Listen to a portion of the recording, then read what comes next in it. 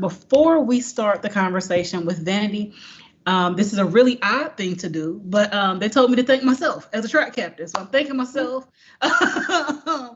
along with Tay Winston for helping to put together the health, beauty, and wellness track. I was going to do it a different way, but I wasn't sure if you all were going to catch the Snoop Dogg reference. So I decided to keep it simple. So now we are here again with Vandy Bird. Vandy was our 9 a.m. speaker as well. And now we're back to talk all about the money. We're going to talk money, money, money, and how you funded your business. So let's go all the way back to pretty much day one. I'm starting my business. What was your initial way that you made the initial investment was made into your business? Okay. So I have to be honest. I took the class. The class was $500. The class was a DIY, how to make these products, make and take. My Mike actually gave me the $500. My significant other, he gave me I was like, I need $500. He didn't ask questions. He gave me the money. I made the money back. So I would probably say that I doubled my investment. So as soon as I doubled the investment, I used that money to then buy my own products to make, because it was nice. We used the $500 to do the class. We got to take all those products. So the profit that I made off of selling those, I just reinvested them right back in. Got it. Nice. So you said that you took a class and the initial $500 investment was actually in education. And Correct. Then the profits you made off of that then was what you took to go into the actual business of Baba, what is now Baba Love. Correct. So with the education, it was nice because we were getting the education, but we physically were able to take the products home that we made. It was just like a win-win. We got the education and then we could make our money back. So yes. And then now that allowed me to be able to make my own formulas and all that stuff. So yes, it was a quick turnaround. Nice. So with you investing, did you invest all of that profit immediately back into the business? I did. Yes. In addition to that profit, I was teaching full time when I first started my business. So I was using my own income to sustain my business before I was profitable. So any money that I made, in addition to money that I was making on my normal job, I was using just to do whatever I needed to do, buy containers, buy products, just anything. Nice. So we have a question. First question is, how did you make the decision to choose to invest in yourself and your business? It was really spur of the moment. Katrina was doing the class. I went down there to buy products from her. I was thinking about doing it and had already reached out to her because, again, going back to the 9 a.m. class, I already wanted to do this business. So I was already willing to make the investment. I had already been doing my own research on ingredients and products and packaging. I just had not had the last piece, which was the hands-on piece. And I was like, should I do it? But $500 was a lot of money to just do. And at that time, I was focused on baby care. And so I had asked her if there was any way that I could change the products for the class that she was offering. And she said no. So I was like, well, forget it. I'll just do whatever she's offering.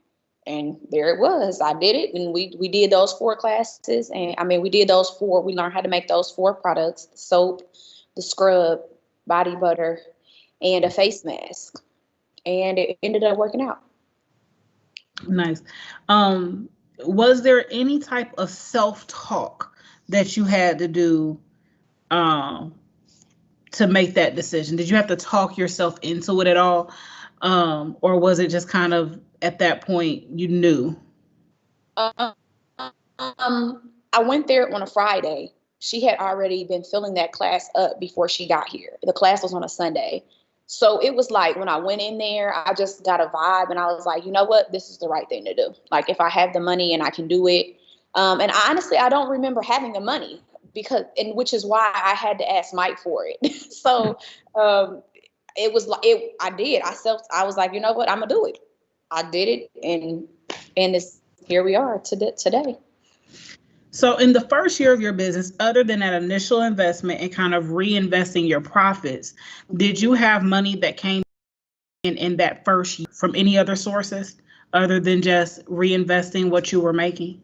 No, no, because everything I made, whether it was from like me selling or me doing like vendor events, which my first year I really didn't do a lot of vending, because I was just a little bit nervous, and I just allowed fear to kind of, stop me from doing things like that. But yeah, every dime that I made or had, honestly, and not just made, I literally put right back into my business. Got it. What other ways have you received funding for your business in the course of the time? So all my friends told me that I needed to get a Shopify. This this past Friday was the grand opening of my store. Also my birthday. So September the 18th of last year was my first time on Shopify. I transitioned out of Etsy. So from February to September, I was using Etsy as my selling platform after I started selling online. And so within that year, I believe I was offered Shopify Capital actually in January. It was my first time that Shopify offered me capital. It was about $1,200, I think. Mm-hmm. And then I paid it back. The first one was kind of slow. And then the next one, I think I paid off my Shopify Capital in 15 days. And then the third one was about the same. They might have took it up to like 1,500, and I paid that one off in 11 days. And then the fourth one was huge. It was like, can I say the number? No. Okay. I can say the number. I believe that Shopify offered me around $14,000, which was the largest amount of capital that I had received. And I was able to use that money to scale my business up, because I had a 5-figure month in April, and we scaled up quite a bit. Inventory, bulk ingredients, just everything, getting the storefront ready. So yeah. And they just recently offered it again. So Shopify Capital really, really helped a lot. And that is, for anybody that doesn't know how Shopify Capital works, it is just based off of your sales. Money is taken directly from your sales, so you never see that money leave. You don't have to like make a payment towards them like a credit card. It's just taken off the top of all your sales, and once you get to a certain threshold, they will re-offer you capital, or once you pay it off, they'll re-offer you capital. So yeah. So it sounds like you've had a pretty good experience with Shopify Capital. Are there any, do you have any downsides that you find in using the Shopify Capital, just for anyone who's just learning about it and may have, some questions? Has your whole experience been positive? My whole experience has been positive. I would say, because I have friends that do have Shopify and did have Shopify before me, I was a little discouraged once I found out about Shopify Capital, because I hadn't been offered it yet. And so literally once I started talking to some of my colleagues about it, they were like, well, you'll get it, they'll offer, and they did. It gets in your account quick. It's deposited. The full amount is deposited into the business account that you have attached to your Shopify. And then each payment is just taken out. Like I said, you really don't see that it's leaving. You just see that you're paying it off. Thus far, I have zero complaints. Yeah, I want to just give a little bit more context about that, to reiterate what Vanity said. With Shopify, and there's also PayPal Capital as well as Square Capital, and you cannot request these things. You can't go in and say, hey, Square, hey, Shopify, let me have some money. They will send you an offer once they've seen kind of a track record with your business, and then it kind of goes from there. And it's very individual. You know, some people had a $300 first one, some people had a $1,200 first one, and I've seen people be offered $500,000. So it's completely and totally based around your business's performance and nothing else. And then also to Vandy's point, the thing that I like that I've seen with Shopify Capital also is that they know when they're depositing your money into your account. So they take it the same day that they make a deposit. So your Shopify is deposit, your deposits from the previous day or 2 days or whatever are deposited that same morning. They take the money for the loan out of your account. The nice thing about that is it's showing you paying the loan. Like you don't feel the effects, like you're not missing the money because like Vanity said, you're not having to schedule a payment. But from a track record standpoint, there's a running record of you making positive, consistent, on-time payments on this loan. So I just wanted to add that part in. Okay, so you've gotten, so far we have personal investment. Well, we'll say a friends and family investment since you have the initial investment from Mike, a personal investment with you investing pretty much, you know, from your paycheck and then reinvesting in the business. We have Shopify Capital, which I guess we'll call like that's your first outside external type of investment. Have you received any other funds? Are we talking about COVID related funds, or are We we can just talk all the money. Okay, let's talk all the coins. Okay, so I have received a small amount of PPP funds, about $1,200. I got that. I used that, was specifically needed to be used to sustain my storefront location. So, which was nice. I had to pay the rent, like the utilities, things of that nature. So I used those funds for that. And then I received idle money as well as Kiva money. Kiva was a really dope thing. I thought that it was much harder than it was for me to apply. I applied for that. During the time where I did it, I had to have 25 of my friends and family don't lend, I think $25. Is that right? Yeah. So I had to, my close network of friends and family first had to lend me $25 on the Kiva platform in order to get my loan to the public platform so that other people could invest in my business and lend money. And I think my loan was probably funded within 5 days. After it hit the public, I think it was less than 5 days. It may have been 2. 2 or 3, I don't know. But yeah, and I got $9,500. I requested those funds for large machinery that I'm going to need to scale up. So for stand mixers, tables, just things that I really need in order to help me to be able to make large quantities of product. What else? Money. How was the application process? Can you talk a little bit about that? Yeah, the application process was very straightforward, just like any other loan. I want to say that I've heard that it used to be credit based. I'm not sure if it was or not. I don't know. I don't recall them pulling my credit, and I keep a close eye on that. I know that like money from SBA was credit based. So that was a little bit of the difference with this. I had to put in all of my personal information for myself and my business. They wanted to know what I was going to be using the money for. I had to provide a short bio just about my business, why receiving this money was important. And they did inform me that would be publicized. So when people came to my Kiva profile to read about my business, this is what they would see. It was about 6 or 7 different steps. You did need to upload some type of documentation with your articles of incorporation, your EIN number. I did have to provide them with a lease. So those type of things, utility bills, just as I transitioned out of my home and into a storefront, they just wanted to see that type of information. So just to make sure that you always keep that type of stuff. I keep like a folder with all that information in it just in case anybody needs it, and I keep it on my computer.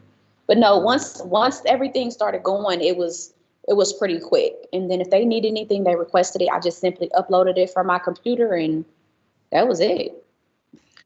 Got it. So for those who may not be familiar with what Kiva is a crowdfunding loan. So to Vanity's point, she had to have, or the entire loan was funded by friends and family.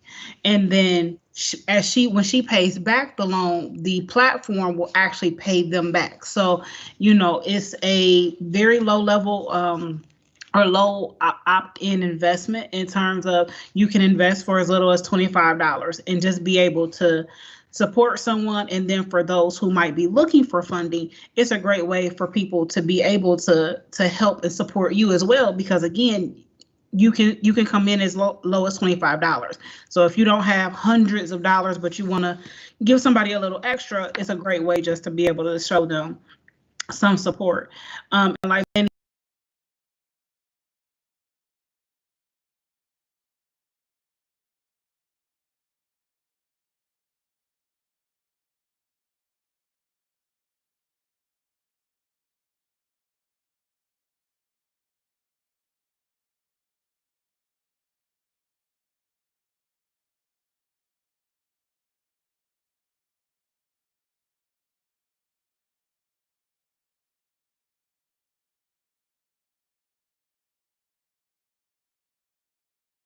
To say about $6,000, 6 or 7,000. That's when I posted it to my personal platform and asked for my friends and close family and network to donate. And then the next day around 2 o'clock, I think I posted it at like 9 at night. The next day around 2, my loan was fully funded. A lot of people have asked me, like, how do you pay that money back? What is the process for that? It's just really simple. Kiva does everything through PayPal. So I use my business. I had made a business PayPal, because I don't use PayPal for my business typically. And then you set your information up. They deposit it into your PayPal business account, and then you can transfer that money to your personal business account. And they take the money back the same way. Because of COVID right now, they are giving like a 6-month grace period for repayment. So I don't have to start making payments on that loan until December. And with Kiva, everything is interest free. So you're only paying back the $9,500 that you borrowed, nothing extra. interest free. That's nice. 0% interest. Okay. And I think that right now you can get up to $15,000 with Kiva. And also, I want to put out there, because this was something that Vanity did because of COVID and kind of through COVID. But Kiva is not a COVID-based funding source. They just did some extra things. They actually increased their giving giving range from 10K cap to 15K due to COVID. But COVID is not a requirement for you to participate in the Kiva program. Then you also mentioned that you received some PPP and EIDL funds. Were you able to take advantage of any of the local COVID-related CARES Act funding? I did. So we received our first grant actually ever with Bob I Love Organics was from the downtown, the Reopen Dayton grant, which launched like, I want to say May-ish. We submitted that application. Super easy application, very simple. It was specifically for businesses in downtown Dayton. We did get a chunk of that, like about $2,300, and that was really significant because that was our first grant that we ever received. In addition to that, we received the Montgomery County CARES Act funding as well, and that was also a grant. And so that was our second grant that we got. That was a big chunk of change too. I suggest businesses to apply for that funding because it was really simple to apply, very straightforward. Don't get caught up on all the requirements because it looks like a lot, but it's based on your business and whatever you have. So, yeah. Got it. So Going forward, what are some of the things you foresee um, with continuing to kind of fund the growth of Baba Love Organics? Do you foresee ever wanting to take on investors, partners? Is that something that you're considering? And please also Um, feel free to drop your questions. I don't have any thoughts for investments, whether it's yes or no, really. As far as partners go, I feel like I don't know. I can't say yes or no because I've not even had to think about that. It's just been me. So it's kind of like, hey, it's just me. I'm not going to ever shut anything down before I give it some thought. However, I think I'm doing pretty good. We've been able to kind of just have a nest egg, not feel like every dime that you're spending is depleted, your account is depleted. So it has been nice to be able to invest and like have the money coming back as far as sales. Our sales have been good. So that's always good when you're making money. You have more money to invest into your business. This retail space was a really, really big investment for me. So, just finally getting it open and going, it's nice. So people can start coming to the store, and then we can kind of see the return on our investment. Nice, nice. So we have about 20 more minutes, so please continue to drop questions to us, so we can get those over to Vanity. So then in addition to, how does pricing have an effect on how you, let me make sure I word this properly. Does your profit margin play into kind of how you need, or your lack thereof need, for outside investment in your business? Absolutely. I think that it's really important. And a lot of people don't have the support that I had. I didn't have the support when I first started. So a lot of things that I think are super important for business owners to know early on, like I feel like what I know now, if I would have known this, like, woo. But yes, we sometimes set our prices like based on what we think people will spend. Mm-hmm. We shouldn't do that. You need to really have a clear profit margin. You need to know the price from everything down to the jar, including the shipping costs, what it costs you to print that label, not just the ingredients. Everything needs to be included in the pricing so that you're not cheating yourself. And the profit margin absolutely has a lot to do, because if you are just breaking even, or if you are not making money,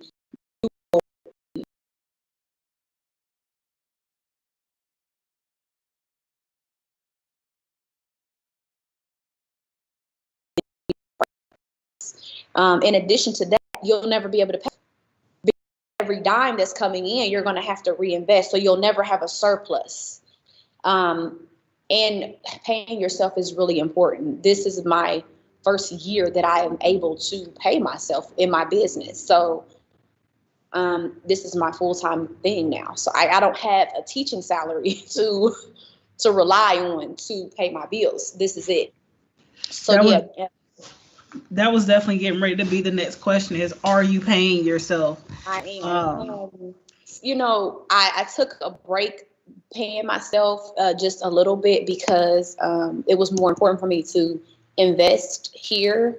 Um, so I did take a few months off paying myself, but um, I think now we're back and we can, I feel comfortable doing it. And I wouldn't have a choice but to pay them, because if they work, they have to get paid.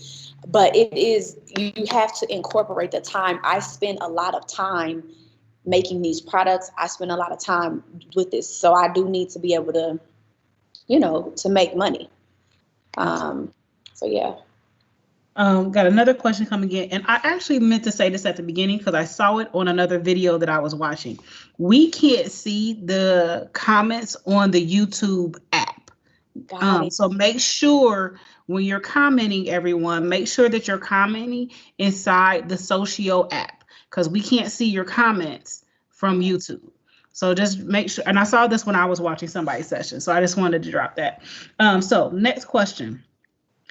Um, and I'm going to read the whole thing and then we can break it up. It says, "Do you feel that you've been ready for the growth you've experienced? If yes, how did you prepare? If no, how have you navigated getting ready?" Okay. Do I feel like I was ready for the growth? Absolutely. I in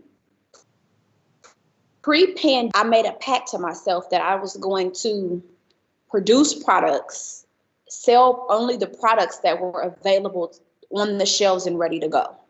I had no idea that this pandemic was about to happen. I had just actually put my products in the entrepreneurs marketplace. I hadn't even signed a lease for this storefront yet, but I just felt energized. And I felt like, you know what, I was getting my stuff together. I was like, you know what, it's time to really do this. And so mentally, I began preparing. I set goals for my events, for my sales. I got really, really strict with my sales goals and holding myself accountable for what I needed to do and not making any excuses as to why I was not doing that. And so I was prepared. So we went from literally like 30 orders, I think, to like 330 orders in April. And I was prepared for that. I didn't know it was going to happen, but I had already began preparing myself. So I didn't start off in a deficit, having to like make all this product I didn't do it. I was prepared. What I wasn't prepared for was this national pandemic halting the, what is it called, Lakeisha? Supply chain. When the product stopped. Yes, the supply chain. OMG. So I prepared myself for what I could, and I had inventory stock, and then within a few days, I was not prepared anymore because I couldn't even get from my normal suppliers the products that I needed to be successful. So I had to pivot. What was the third portion of the question, Keisha? And it really was, if no, how have you navigated getting ready? So I guess to alter that question a little bit, since you were prepared for your growth, I think the altering part of that question is when you got hit with the supply chain issue because what kind of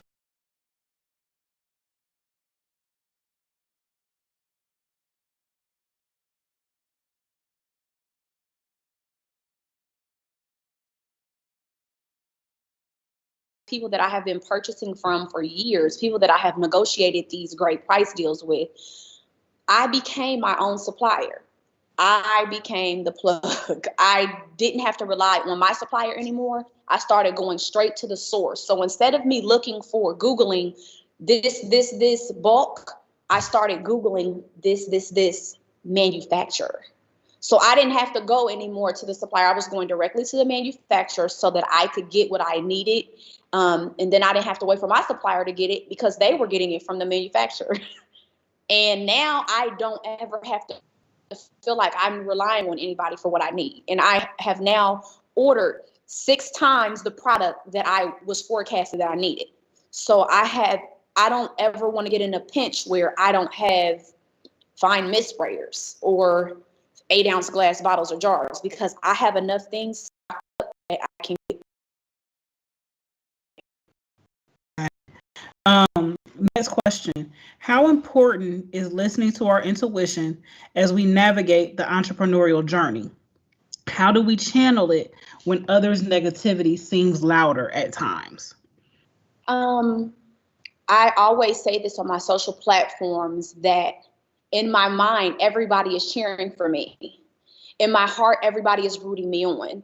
I think it's super, super selfish of me to ever complain about people that may not support me or give energy to those individuals who don't support me. Even if I think they don't or not, I don't care. All I think about are positive things, even when I feel like crap. I still think about the positive, and I still think about the individuals who love me, who care about me, who want to see me grow, because it's 95% of people that care about me versus the 5%. It's like a gray area. I don't even put energy there. And I've always prided myself in that. I've always put good energy and positive energy into the atmosphere as it pertains to my business. And so other people respect that, because I've made them pretty much. It's like, I don't speak negative and they don't even feel like they want to speak negative because they respect my energy. So your intuition is what counts, and you set the tone for what your brand is and the energy that you put out about your business. Got it. Keep the questions coming. So staying in line with that, there have been quite a few questions just kind of around decision making. Honestly, when talking with you, do you have people around you that help you make decisions? What does that process look like for you? I do. I have my good friend Lakeisha, my accountant Emerald Sparks, mentor, colleague, friend Jerica Hoskins. I have an amazing that a lot of people don't have, so I don't take it for granted. And they all fit into like a certain aspect. Like I run everything past them before it even goes to the public. I also heavily rely on the individuals who support me and who buy into this business, because ultimately it starts with me to say, okay, is this something that I want to do? Is this something that I want to make? And then to say, ask my customers, also looking at the demand, understanding your numbers. Numbers mean a lot. Your analytics mean a lot. Being able to track that data means a lot. And so that's how you can see if it's something you should be doing, if it's something you should be making, or if you should make more of this versus this. Writing things down and having goals is key. I know that Emerald set a sales goal for me last year that I was like, that's too much and I'll never be able to make that. And with that mindset, I might not have been able to make it. So it's just kind of like, you know, now you have to change the way that you think and just know that you can do it, make it visible, whatever it is that you want. I use my mirror in a dry erase marker. I look at the mirror every day, and as I accomplish things, I literally just erase it off of there. So just small things like that. So inquiring minds want to know, have you actually now begin to reach that goal that was set for you, that sales goal that was set for you? I did. My initial sales goal, should I share it? Yeah. No, you don't have to share that. No. Okay. So my sales goal, I've exceeded. I've doubled it months, and so I've done it. And there has been some months since I hadn't met it too, and I know why. And I have taken that information and I looked at that month to say, okay, what did I do this month to hit that goal? Versus, like, I know whenever I don't hit a goal, I know why I didn't hit it. So I prepare myself to make sure that I can hit the goals that I need to hit. And it has to do with production. And when you make the products that you sell, you have to have products available to sell, getting things out in a timely manner. All those things matter, and they have a lot to do with sales, and also delegating tasks too, like social media, promoting your products. You can't do everything. So when you start becoming profitable and you have money to invest, that's where you should do it at. You should invest in social media. How are you getting your products out there besides your personal platforms?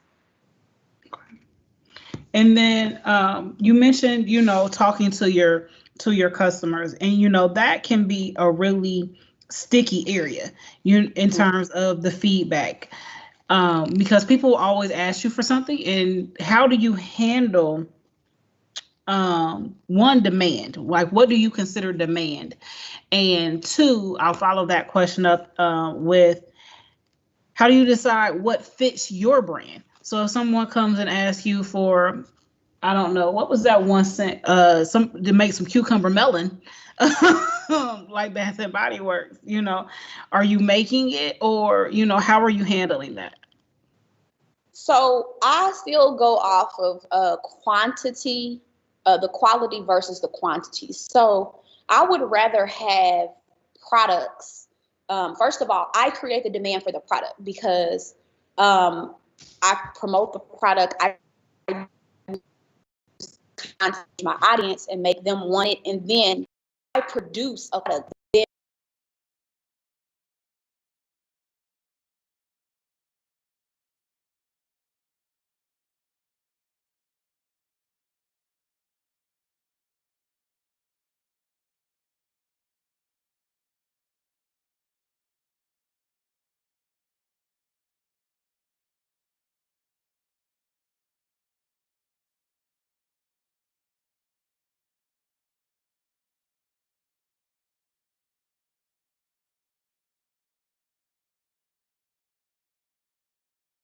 Burning myself out.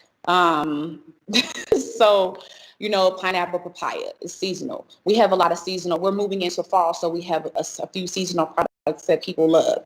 And then people look forward to the season change because they know that they can get that again. And then we have our core products that we keep around all year long. Coming out with new products is fun, but I don't need to have 1,000 different things. I just need to have a few for everybody. I think that's for everybody. You're right. You don't need 1,000 products. So, one, as you mentioned, fall season's changing. Also getting ready to move into holiday season. Biggest shopping part of the season of the year is what is considered. Is there any type of financial preparedness that you've done in anticipation for this? Um, and then we have another question after that. I am making sure that I'm hitting my sales goals so that the Shopify capital that I've already received can be paid off in enough time so that they can re-offer that again. And then what they've given me, I want to be able to save that. So, and I'm already now purchasing freight orders of all of our inventory. So basically, we are now preparing for Black Friday or Green Friday because we use Green Friday for Buy by Love. We are already strategizing bundles. We already are taking what we know from past experience, what our customers love, and trying to make sure that we have some good. We have offers for our online customers as well as in the store. Just making sure that we have the inventory that we need so that we can scale up and like triple our production, and we'll have more hands on deck. We'll be able to hire a few people too. So that's it. Just making sure that we have the product to sustain the sales so that people can get their products and be happy, and everybody will, this will be my first real season of like Green Friday stuff, especially with having the store. So, the shipping deadlines and implementing that and just constant stuff that you're going to have to do to ensure that everybody sees it. Got it. So next question it says your attention to detail is great. What was your process for identifying how you wanted to differentiate your skincare business? It was always personal because I've always loved plant-based. I've always loved beauty products first. It wasn't even plant-based. Since I was a little girl, I would ask my grandmother, like, can I have anything extra that you have? Like the little samples that you get from the hotels and lipsticks. Like, I've always loved this industry. So I began to be more ingredient conscious probably maybe 5 or 6 years ago. Just understanding what plant-based beauty was and like understanding I was and I didn't know social media to promote other people's products. And then I was like, God, these ingredients are terrible. And so then I literally was like, girl, you're suggesting stuff that has horrible ingredients. And at that point is when I pivoted. I started using plant-based beauty care products, and then that's all that I wanted. I used those other competitors. They weren't my competitors at the time because I didn't make the product, but I just looked at what I liked about it. down to the packaging, down to what this, I use them as like a standard to say, okay, this is a great product, you know, color schemes, all those things. I knew what I wanted for myself. I didn't use their vision and copied it. I knew what I liked about it, and I knew what I wanted to make people feel about my brand. So, and it didn't come overnight.